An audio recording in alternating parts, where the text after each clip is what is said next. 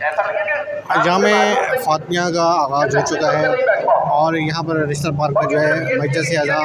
سے علامہ علی رضا رضوی جو ہے وہ خطاب فرما رہے ہیں، اور یہ بڑے خوبصورت قسم کا جو ہے یہ یہاں پر جو ہے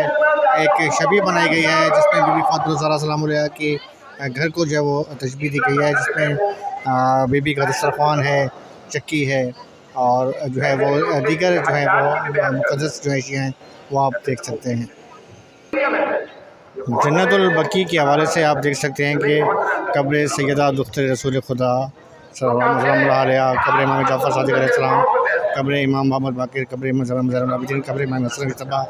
جنت البقیع کی جو ہے وہ شبیہ بنائی گئی ہے، اور یہ پرانے دور میں جو جس طریقے سے گھر ہوتے تھے یقین طور پہ وہ حجرہ اسی جگہ سے بنایا گیا ہے، اور یہاں پر لوگ آ کر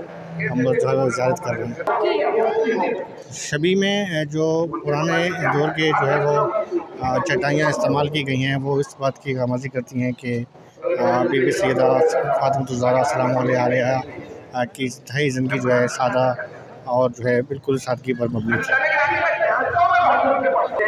مختلف عمارتوں پہ السلام علیکم یا فاطمہ الزہرا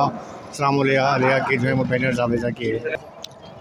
ایام اعزاء کی طرح ایام فاطمیہ بھی جو ہے بھرپور مذہبی عقیدے سے منایا جا رہا ہے، اور جگہ جگہ سبیلیں لگائی گئی ہیں۔ در سکینہ سلام علیہا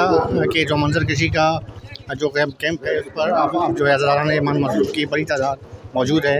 اور رشتہ پارک میں دور دور سے جو ہے اس منظر کشی کو دیکھنے کے لیے آتے ہیں۔ رشتہ پارک کے اطراف جو ہے وہ سبیلوں کا اہتمام کیا گیا ہے ہزاران امام مسلم۔ السلام علیکم یا فاطمہ الزہرا سلام علیہا، خادمین ابو الفضل کی جانب سے جو ہے جگہ جگہ جو ہے یہ بڑی قسم کے جو ہے فلک عمارتوں کے اوپر لگائے گئے ہیں۔ رشتہ پارک میں عوام کا ایک رش ہے ایام فاطمیہ کے حوالے سے، اور علامہ علی رضا رضوی صاحب کے حوالے سے جو ہے مختلف بڑے بڑے یہاں پر جو ہے وہ اسکرینز لگائی گئی ہیں، اور گاڑیوں کی آپ تعداد دیکھ رہے ہیں کہ عوام کی بڑی تعداد یہاں پر موجود ہے۔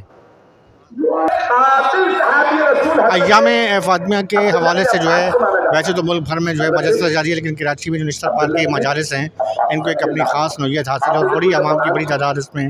شریک ہوتی ہے، اور رسول پاک صلی اللہ علیہ محمد مصطفیٰ صلی اللہ علیہ وسلم خاتم الانبیاء کو ان کی بیٹی کی رحلت کا جو ہے وہ قصہ دیتی ہے۔